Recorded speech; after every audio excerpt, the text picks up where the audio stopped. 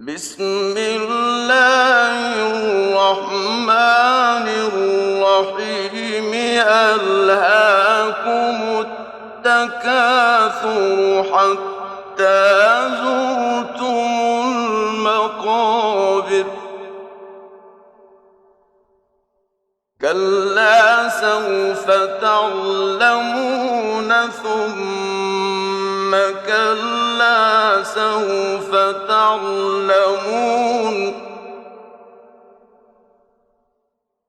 كلا لو تعلمون علم اليقين لترون الجحيم ثم لترونها عين اليقين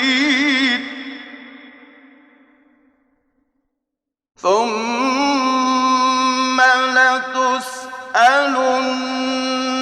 يومئذ عن